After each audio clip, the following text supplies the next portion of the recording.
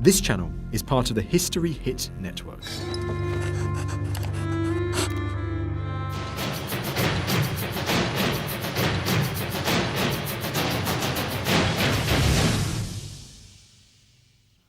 I'm at Freen's Court in Herefordshire, near the border between England and Wales.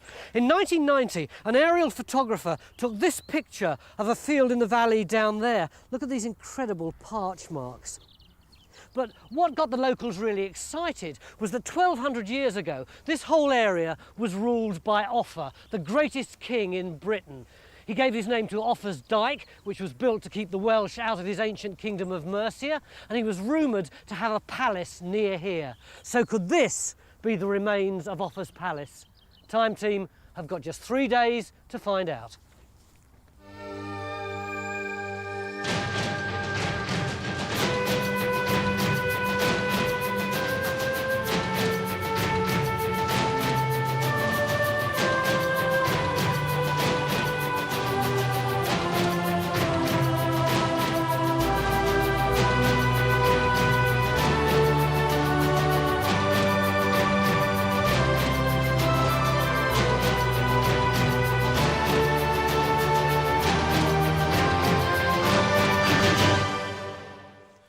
Why do we think that Offa might have had a palace here? Right, well, we're towards the end of the 8th century, 3 years before the end of Offa's reign. He's an old man. We know he comes to a royal vill or palace site in Herefordshire, in a place called Sutton.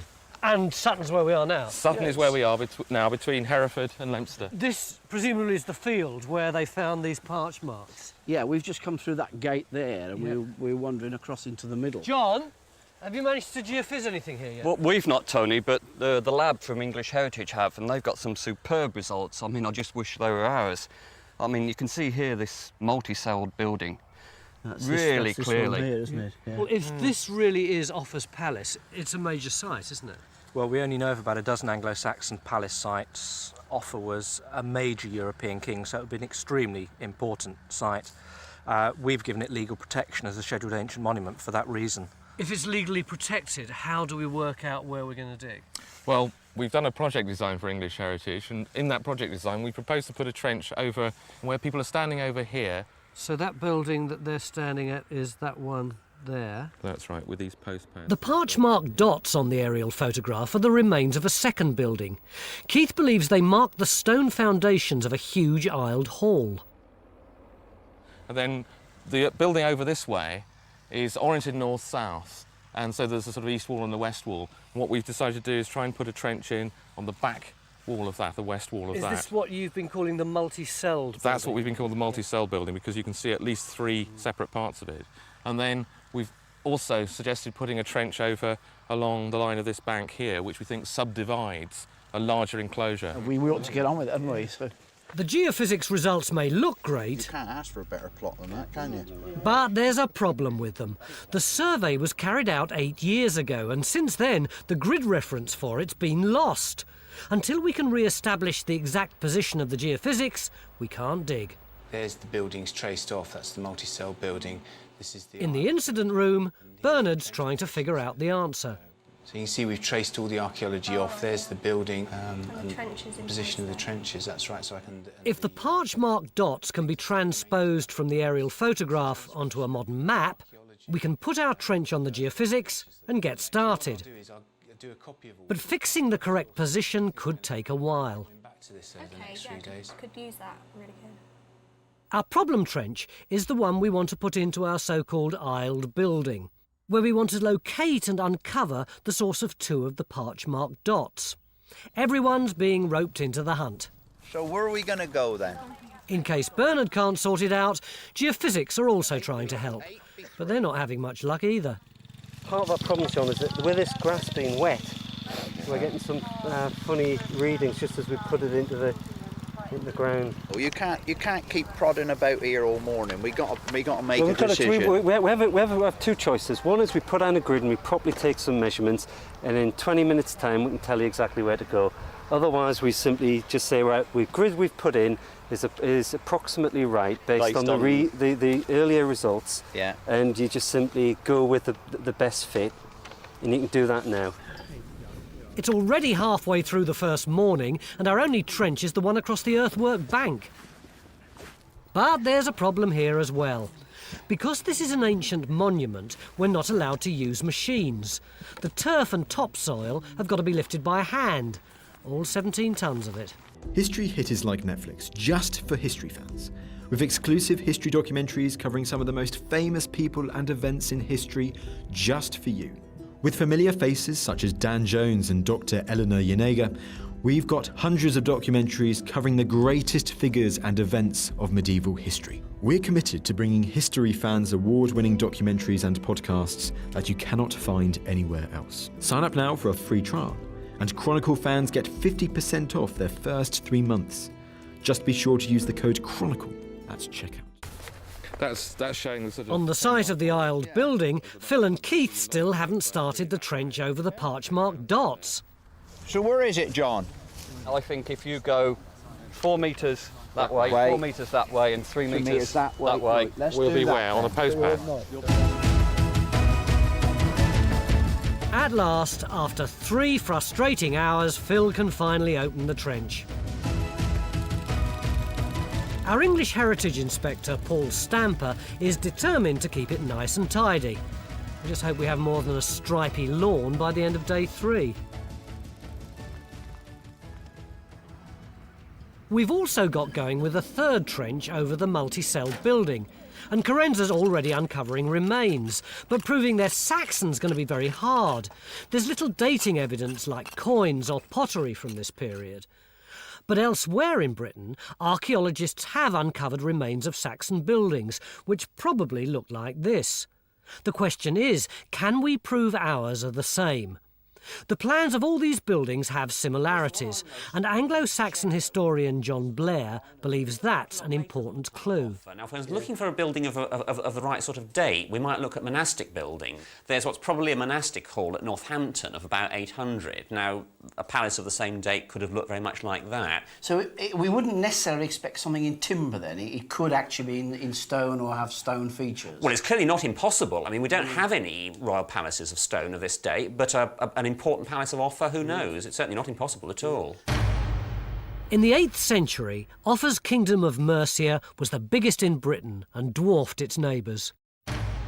Offa even compared himself to Charlemagne, who ruled a huge chunk of mainland Europe at the same time. But Offa was also a ruthless operator, prepared to murder his fellow kings to stay in power. According to records from the 12th century, such a murder actually took place here at the Palace of Sutton in 794. The main character is in fact King Ethelbert of East Anglia. By about 1100 there was a very colourful legend that he came here to the royal palace of Sutton to marry Offa's daughter, but Offa let his wicked wife persuade him to murder Ethelbert, so he then became a martyr and was regarded as a saint later on. According to this legend, Offa had the body thrown into a marsh by the River Lugg, which is where we are now. And the next thing that happens is that a miraculous column of light appears and marks where the body is hidden. And some local people find it, and they have a vision which tells them to dig it up and take it into Hereford and bury it. The story goes on to describe exactly where they crossed the river, the route they took towards Hereford, and even a strange incident at a place called Lower Lyde Farm. You've got to picture the cart, this 2-ox cart with the body on it, trundling down this road. Yeah. And of course, remember that the head's detached from the body. Why? Well, because Offa chopped it off. Oh, fair enough. Yeah, so at this point, the head rolls off, Yeah. and it gets lost in the undergrowth. But then there's a miracle, as there always is in these stories, because a blind beggar comes along. Of course he does. Yes, and he trips over the head, Yeah. and immediately recovers his sight. So he understands it's a miracle, and he rushes along down the track after the cart and catches up with it at the next village, Sheldwick. And then what happens? Well, then they take the body on to Hereford, and it's buried there, and that, according to the legend, that's the origins of Hereford. OK, that's the story, although possibly with a bit of dramatic gloss added by the author. Yeah. And it was written 300 years after Offa died. Does it help us to locate the story of Offa in this landscape? I think we can't take it as a reliable history, but we can take it as evidence that people locally believed legends to do with Ethelbert, which were very much rooted in the landscape. These are real places that are referred to. So I think we can take it as evidence of beliefs going a long way back about the royal palace at Sutton and its neighbourhood. We can't say for certain that he died here, but we do know that 300 years later, people thought that he'd been round That's here. right. the medieval manuscript may contain a germ of Anglo-Saxon truth. Let's hope that if we dig deep enough, we'll find archaeological evidence of Offa's palace. Yes. In the aisled building, Phil thinks he's found the source of the parch-marked dots. Maybe this is one of the foundation stones of the Saxon building we're hoping to find. Look at this. It's an absolutely enormous lump of rock. Look at it. Now, would this be what we've been calling the post pad? Well, it ought to be, Look at yeah. that. It's still going. Yeah. Look, there it goes. We need to see how big Look it is, at that. really. Look, there it goes. Is it going in the bulk as well? Oh, get your fingers out the way and leave it alone. I get in there. Look at that. It's still Look, hey, look at that. It still don't look big enough, Phil, really. Well, how much bigger? Look at that. How much bigger do you want it? Is it still? What would it have been for then? Well, it's to Look at that. support a big post of the aisle. Imagine like a church with aisles down the side. Yeah. And the posts stand on stones so they don't press into the ground. You know. So is this the kind of technique that the Anglo-Saxons tended to use when they were building their palaces? No, it isn't really. It's a bit of a worry, that. I mean, what they would have done would be to dig a big pit and put a big post in it, you know, and ram it, and that would support the roof. This is the sort of technique that comes along a bit later. But could it have been built within where an Anglo-Saxon hall was? Yeah, because what we get on so many of these places is that the palace side goes on being used.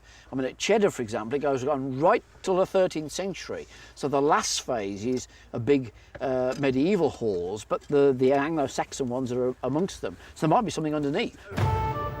Mick thinks that what we've got so far is largely medieval, and with good reason.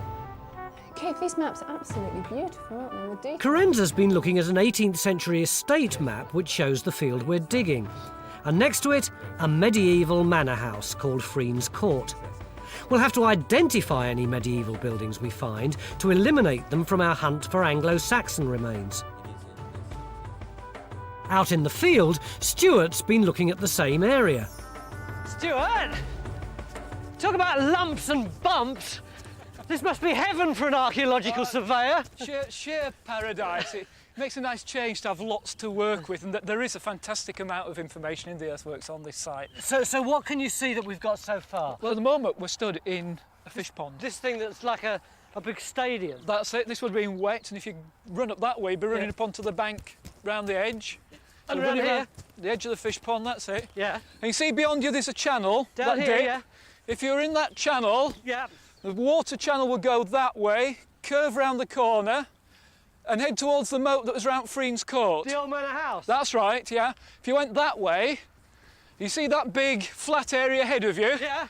That's a former lake. It's a wet. I got you.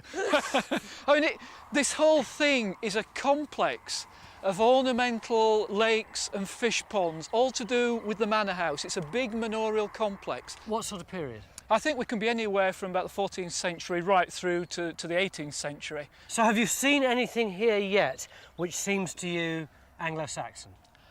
Nothing. Nothing? Zilch. Bang goes this episode of Time Team. Everything looks classically medieval as it stands at the moment. I mean, the trench where we're digging just there, which was thought to be a subdivision of this Saxon palace enclosure, yeah. That's the dam that holds back this lake here. Stuart doesn't know what might be underneath the earthworks, but he's right about the bank. The trench across it hasn't produced a single find. Our Saxon palace is assuming mythical proportions.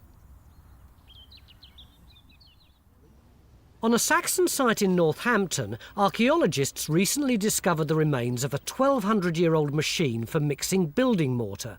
With the help of a sketch from Victor and 2 woodworking experts, Phil's going to try and build a working replica.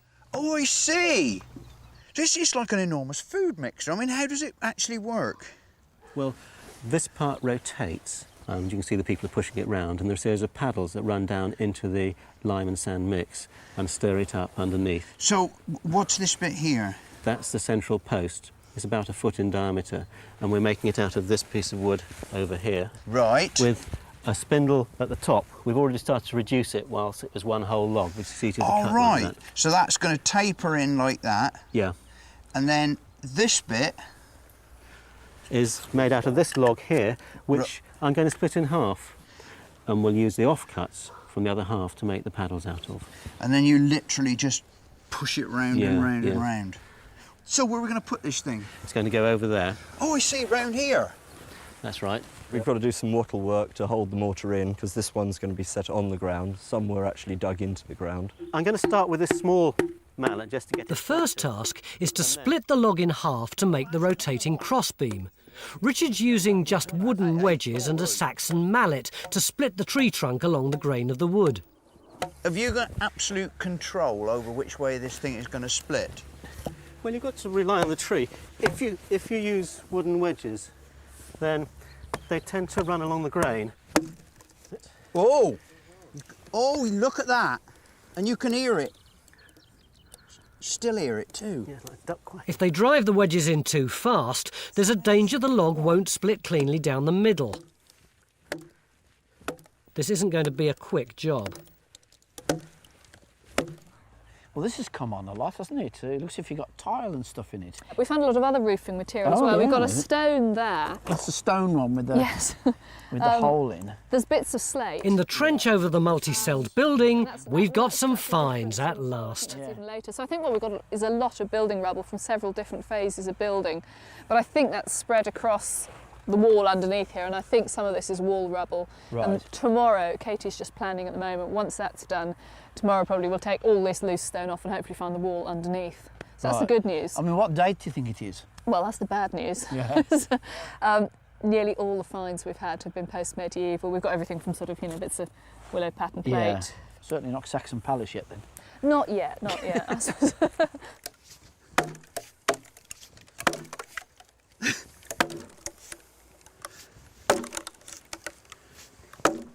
Well, I'll cut across this bit if I... That's incredible. Look Look at that. Yes! One half of this will become the rotating part of the mortar mixer. Tomorrow's big challenge will be to set up the other log as the centre post on which it'll turn. That was all right then, wasn't it? It went very well, yeah. God. You look pleased as punch about this trench. What is it? I think it's a really nice piece of British archaeology. Very, very typical of what we find all over the country. But what is it that we can see? Well, we've got a laid surface here, running right the way across. It's possibly laid over rubble. Over here, one of those post pads that we were talking about, possibly another one under the balk back in there. Then this could be the fragmentary remains of another one in here. Yeah. And then we talked about this being an aisle building, and outside it we can see just the traces, possibly, of a wall coming through into there. Yeah. Any idea of a period? Well, this is rubble. We've got no dating evidence so far. It could be post-medieval even at this stage. Or medieval? Or medieval. Or Saxon? Well, that's the more difficult.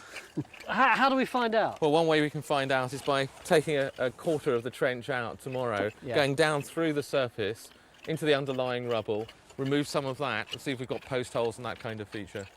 Stuart, when I last saw you, you said that you were going to try and work out the medieval landscape around the fish ponds. How have you done? I think we've had a certain amount of success, actually. What we seem to have is a series of fish ponds on that alignment, which are replaced by further ponds over here, this lake.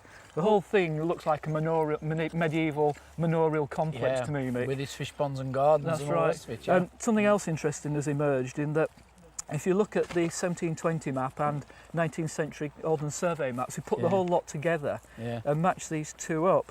If you can see just there's a building shown on that alignment just outside the moat on the 1720 map. Yeah. It matches perfectly with that end of this patch mark here. So it looks as though we know what the medieval landscape here was like, but the question is, was there anything here earlier? Tomorrow we're going to get underneath these features to try and find out. Join us.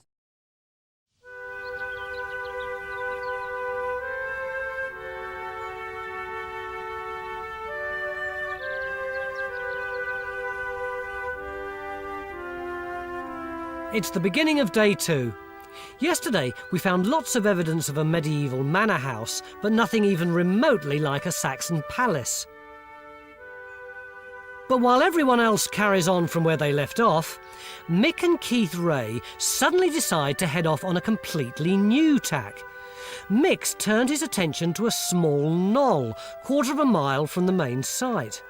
Yesterday we were excavating for Offa's palace down the bottom of that hill, which is what I thought we were going to continue to do today. But suddenly, lock, stock and barrel, we all seem to have moved into this potato field. What's going on? So we've got this aerial photograph with this crop mark on it, so we always intended to come up and look at this. Yeah, I think that we really need to be looking at one or two other locations in the landscape. The question is, what are the clues for that? Now, this enclosure is one of those clues. It's quite unlike the Iron Age and Roman enclosures that we've got in this area. It's very elongated. So have we geophysed this area yet? Yeah, look at the results. Clear as anything. I can't see anything at all. You can just see the hints of maybe 2 ditches, in fact, and then returning at that point there. So how are we going to get at whatever's here? Well, I think we'll need to open up quite a big area. When you say quite a big area, how big? About 30 metres by 20 metres. 30 metres? Could be one of the biggest areas we've ever dug, but it's the only way to get at these ephemeral features, really. Does this mean that actually we're jacking in the site down the bottom of the hill? Not at all, No. I mean, we've got a lot of cleaning and sorting out to do there before we go down into it. We should carry on down there. Meanwhile, we dig this 30-metre trench? Yeah. The enclosure on the knoll is over 300 metres away from our other trenches, but Keith thinks the settlement here might go back more than 1,000 years. There's only one way to find out. Back on the main site, our trench across the earthwork bank has come up with nothing. Stuart was right. It had more to do with fish ponds than fortifications. Ian, is there any reason we shouldn't shut this trench down? No, I think we've nearly finished. OK. You happy about that? Yeah, I am. I think this has quite efficiently characterised what we've got here, particularly tying it in with what Stuart's discovering. Yeah. The lack of any medieval or earlier evidence in this trench is disappointing. But in the trench over the aisled hall, things are looking more promising. Phil, you got something for me? Oh, I say we have, Tony. Have a look at this. Beautiful sherd of medieval jug. Look at the size of it. Look at those edges. Cool. Isn't that a marvellous piece? That's lovely. And the important thing is where it comes from. It comes from there, by the label, 203, in that soil. Now then, look at these stones. Those stones go into the soil. So the soil is lapping up against it. So it looks as though the stones went in first, the soil is lapped up against them, and then the cobbles, which is what we're taking off, is again lapped up against these stones are protruding up through. So if these cobbles are post-medieval and this is underneath is underneath with this in, then this could well be medieval. Yeah. Oh, that's good, isn't it? Fragments of pottery may be our best chance of dating these buildings accurately. If there's one person who can tell us exactly when and where each piece was made, it's local pottery expert Alan Vince. OK. This one, that is actually slightly earlier than the ones we've just been looking at, and that's from the Malvern Chase. Now, looking at that, how can you possibly tell that that's from the Malvern Chase? Well, there's a little white grit there, and there's a much bigger one there. Let's see if we can look it under the microscope. That's granite, and you don't get granite anywhere in this part of the world except along the central spine of the Malverns. And do we know that there was a pottery there? Yes, it's well documented up until the 1620s, and after that the chase that supplied the fuel was enclosed, and they couldn't use the wood anymore, and so the pottery just folded. What about the medieval piece that Phil was so excited about? Right, you are then. OK. Well, it's a jug, which is a standard medieval form. It's thrown on a wheel, and in this part of the world that means it's at least the middle of the 13th century or later. And it's got quite a lot of sand in it, but it doesn't look like it's quartz. We'll have a look, see what we can tell. That's a sandstone sand, and there's only one place you get that around here, and that's the Lug Valley, which is just up the road. So this is a locally made medieval pot, and I would say it probably dates to the end of the 13th or 14th century. The medieval jug would have looked like this.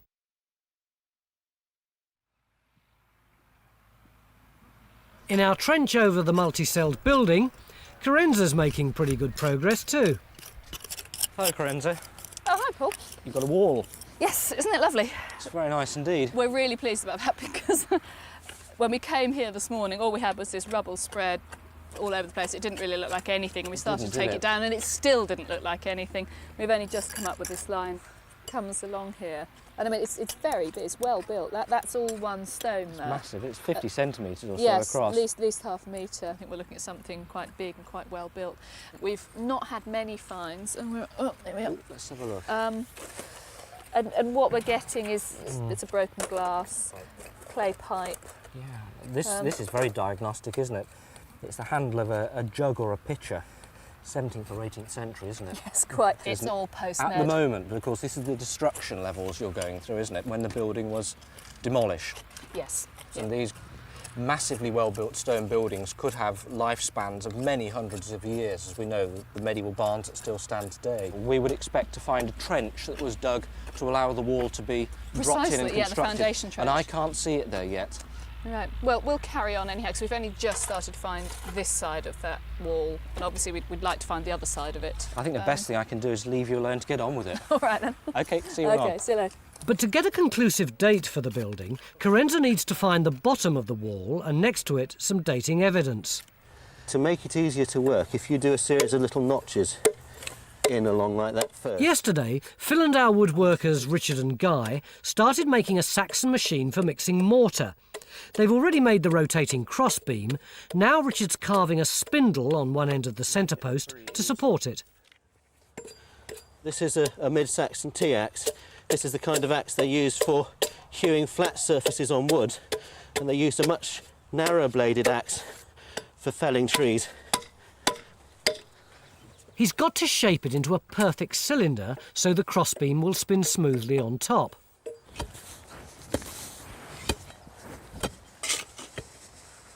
Once the centre post is in place, they'll build a wattle fence around it to hold the mortar.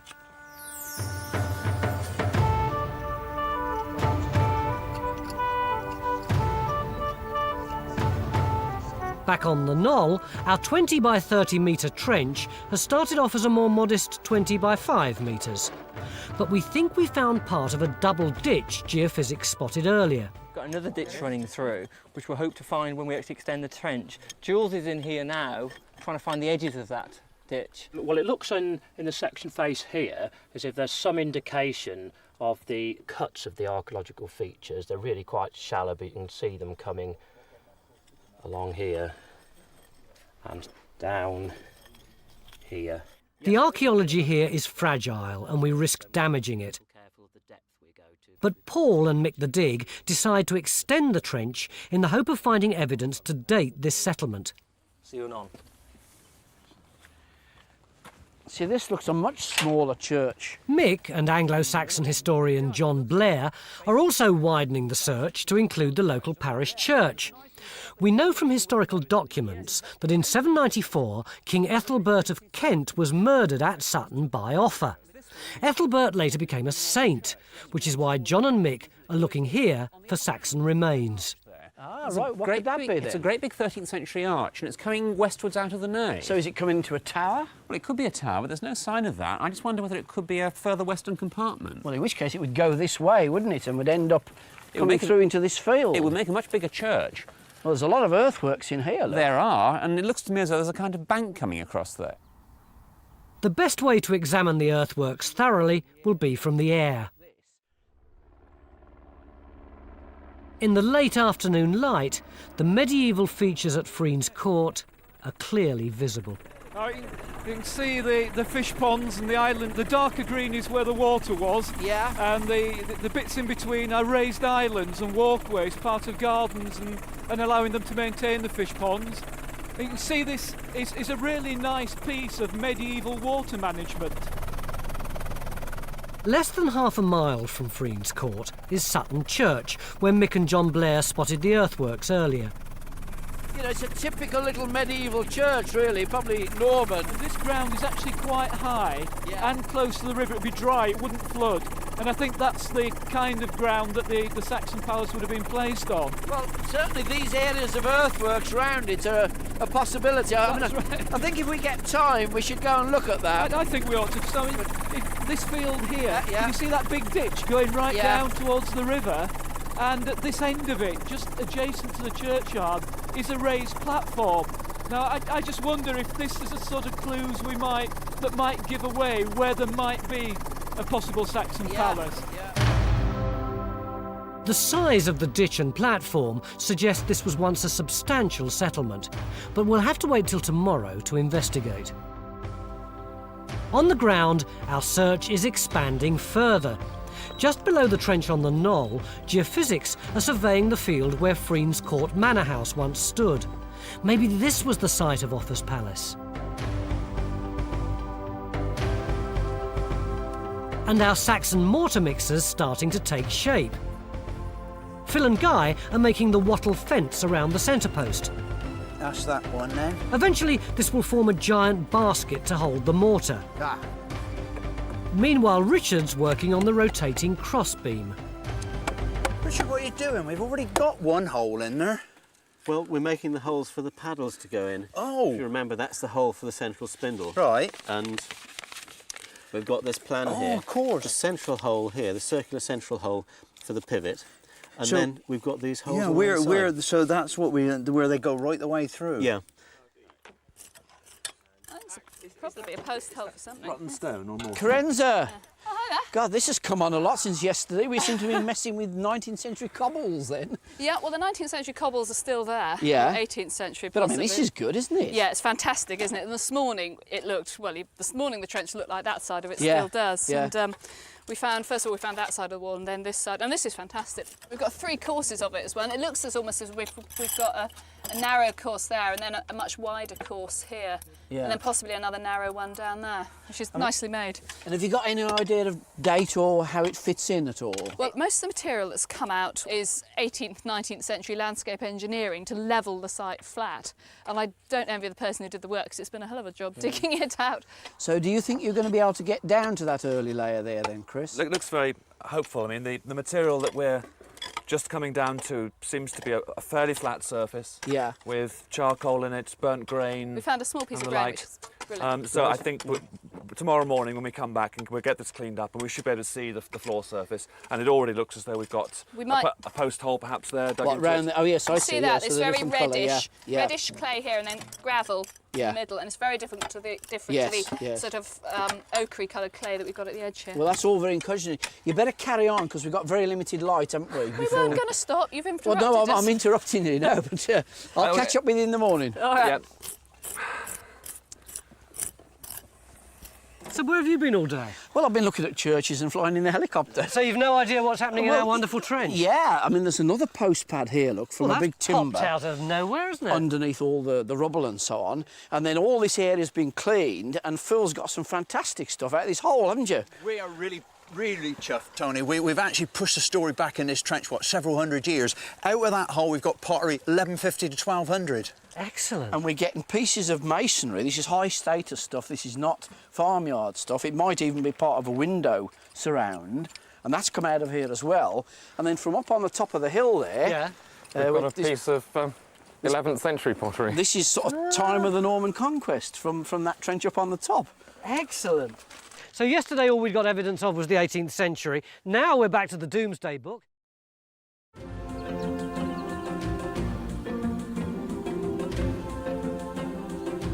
It's the 3rd day of our hunt for Offa's palace, and we've yet to find a single piece of Saxon evidence. But we've got the new geophysics results from Friens Court. Stuart wants to examine the earthworks behind Sutton Church. There are lots of options, but little time. So Mick's going to have to choose. What you got there, Chris? Well, this is the magnetic response from Friens Court. In fact, we've got an absolute wealth of archaeology in there. It's stuffed. So can we dig there?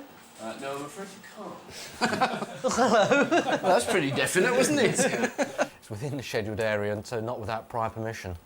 So does that mean we're just going to be able to work on the parts of Friens Court we've already been in? Well, we're going to carry on there, but we've got another option just up the road where the church is, where Stuart and I saw these fantastic earthworks from the air yesterday, we think we might have a look at that. Just to orient you, there's Friens Court there, you can see the earthworks. That's the Iron Age hill fort on top of the hill, and the church is just there. Now what we saw from the air is a large ditch coming down here, and also a big high platform here. I'm not saying it is an Anglo-Saxon palace, what I'm saying is we've got a complex of earthworks here, which I think we ought to examine in the context of looking for a Saxon palace. Keith, we've only got one day left. Do you really think this is where we should be putting our resources, or isn't it wandering rather aimlessly around the countryside? No, not at all, Tony. In fact, quite the opposite. And what Stuart has done is identify this enclosure, which may indeed be another Saxon site. And in fact, what we really are opening up here is potentially a landscape of sites, and we really need to try and take a look at that as quickly as we can. So what exactly is it that you want us to do? Well, I think we should start by geophysics that area, with a view perhaps to digging a machine-cut trench across the big ditch at the side of the site. A trench, Paul? Can we dig a trench there? No problem with that. You're well clear of the scheduled area. So it's geophysics? Yeah, can we get on Do you with hear that, that? then, Chris? What, today? No. Come on, we've got one day left. Let's get on with it. On the main site, the work goes on. In the trench across the aisled building, Phil's still digging the pit where yesterday he found a piece of 12th century pottery.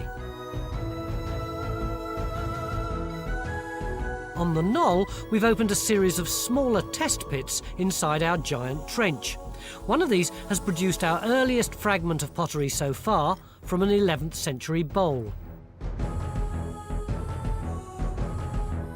I think she's in the kitchen now. But before we can investigate the field behind Sutton Church, we need permission from the owner. I think so, yeah. Hello. Mrs. Harper? Yes. Am I right in saying that you own that field out there? Yes, I do. We're from the Time team. Oh. And we were wondering whether we might put a trench in. We've always known there's been some medieval interest down in that field, and we're not allowed to develop it, so if you can go and find out for us what's going on there, Very good. I would be interested. We'll come back and tell you. Oh, yeah, well, certainly. Would that be all right? Absolutely delighted. Thank you. Absolutely. Thank you very much. Wonderful. Bye-bye. Thank you. Next to the church, geophysics survey the platform. But we open up a new trench straight away across the boundary ditch nearby. The ditch may be another medieval feature, but it could be a lot older. We'll see. Back at Friens Court, Carenza's finally got some dating evidence for the multi-celled building. We are starting to make just a little bit of progress on that at last. We have gone down, well, we've gone down both sides of the wall here, and as you can see, it's showing up quite nicely. It's still going to go down further because these clay layers here are still butting up against it. There's no foundation cut for that wall visible yet. This is where we looked last night along That's this, isn't right, it? Yeah. yes. And then one of these floors, when we cleared it down, from just about down here, stuck between two of the stone courses in this wall, we have found a piece of pottery, which Alan Vince has had a look at and dated to the early 12th century. Oh, right. So we're looking at something around about 1100 then? That's right, yeah. Is that another bit you're getting, Katie, there? Yeah. Oh, gosh, that's nice. It's got a rim or something on the top. Yes. Yes, that should be fairly accurately datable as well. That's Yeah. come from the clay, has it? Yeah. I mean, the other possibility is that if this has just come from the clay layer and it's the same date as that bit, that suggests that that might come from the same clay layer and has actually got pushed in between the stones of the wall after it was built, in which case it must have been built before 1100, which might push the date of our wall back even further, which would be very interesting because I think in Phil's trench, they haven't got anything earlier than that at the moment, have they? No, but they've got stuff of the same sort of Yes. date, so it looks as if the site's, going right the way between the two. The wall must have been built before the floor in which we found the bit of pottery was laid. A date for the pot would therefore tell us the latest construction date for the building.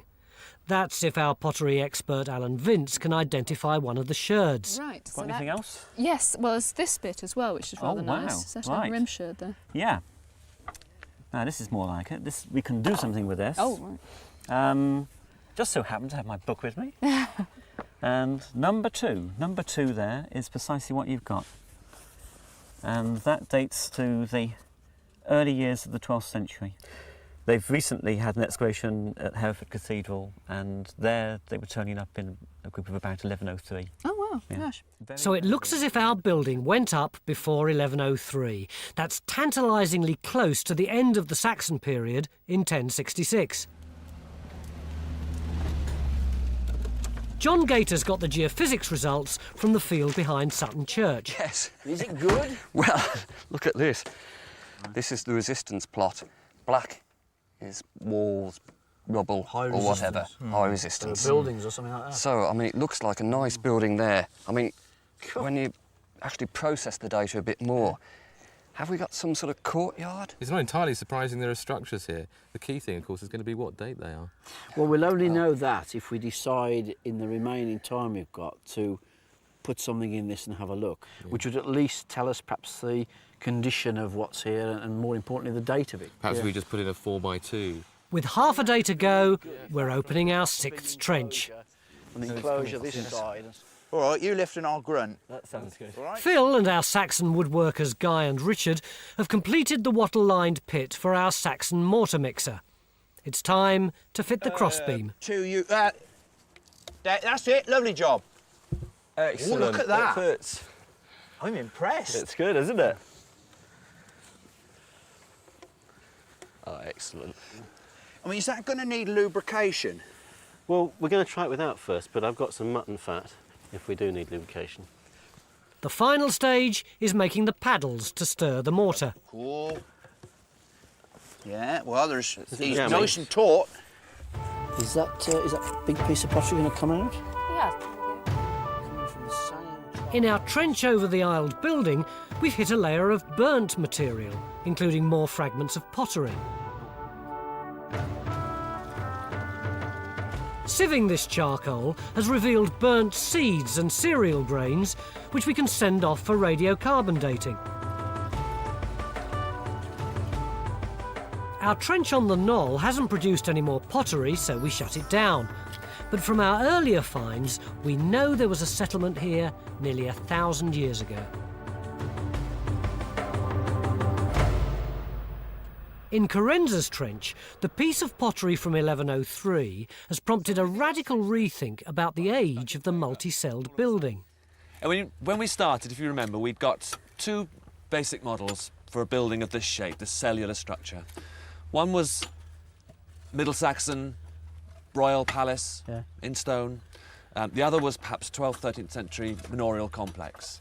Well, now that we've got clear dating for this wall, and that is that it's earlier than 1100, it means the medieval option, the manorial complex, disappears. But Chris, just because it's earlier than 1100, why does it have to be as early as mid-Saxon? Oh, it doesn't have to be. But I mean, the one model we've got is a building of similar shape, a large hall in Northampton, which has been excavated, and that is an 8th century Mercian, large, powerful person's hall. It's either a royal site or a monastery, isn't it? That So basically, we haven't got anything that looks like this between the 8th, 9th century and the early Middle Ages. That's correct, apart from churches. So does that mean that we can say that this wall is Anglo-Saxon? Well, no. Well, why not? Well, no.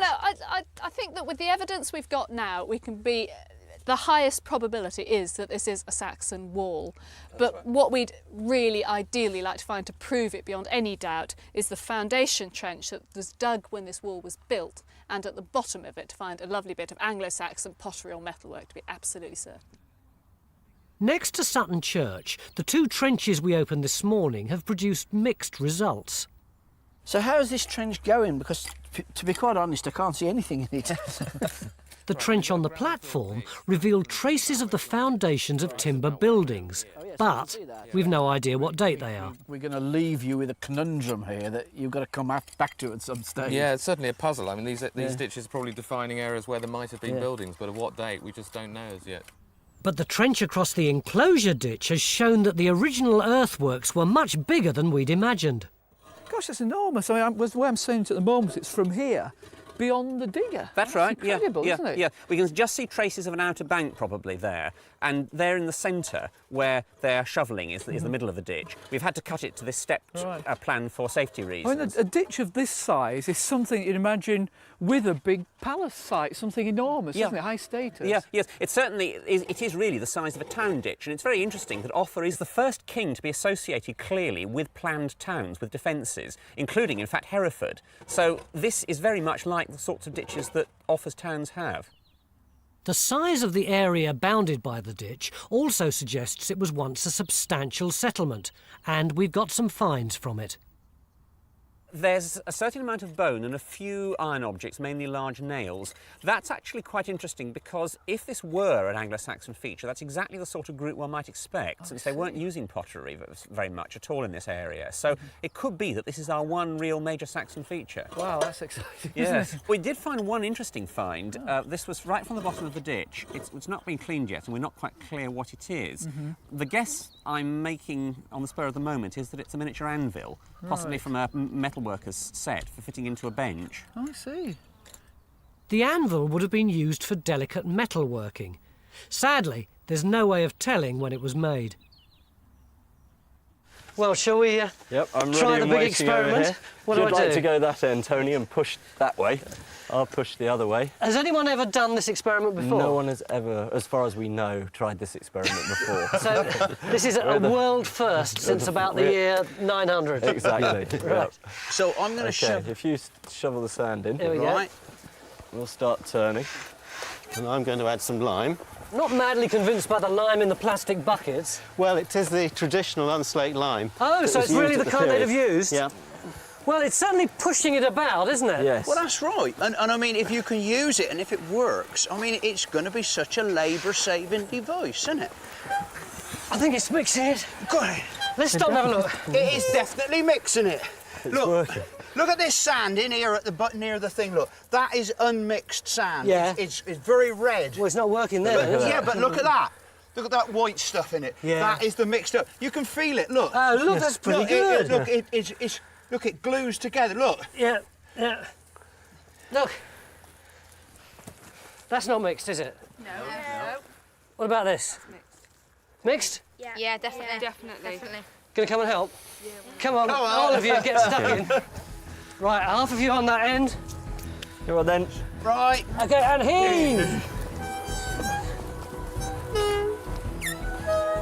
Drop an egg in there, you'd have a big Christmas cake. It's exactly it. Oh, it's getting really stiff now. You're doing well. Another 20 laps to do.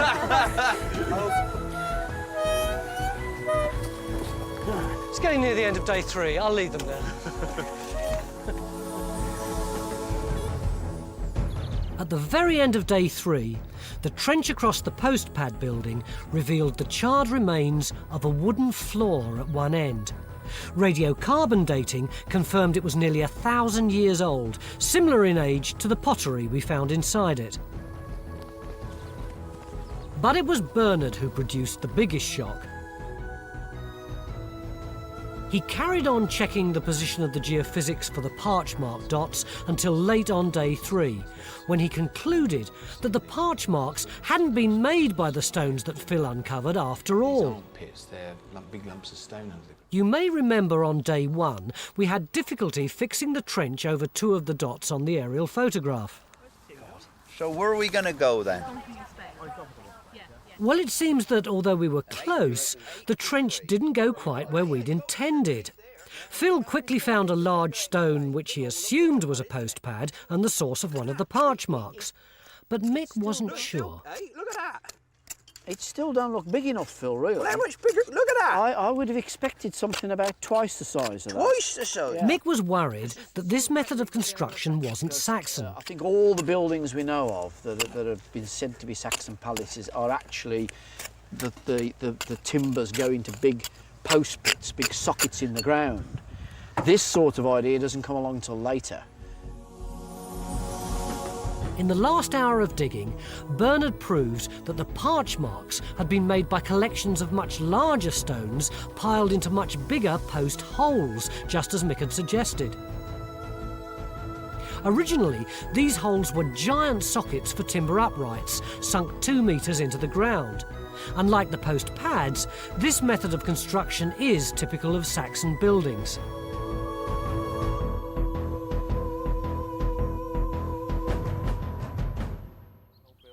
We can't be sure how they looked, but we do know that all the buildings here were constructed on a grand scale, and that many of them were in use at roughly the same time. So it seems to us we've definitely got a very strong candidate for Offa's Palace, which is a fantastic start for archaeologists in the future who hopefully one day will be able to prove it.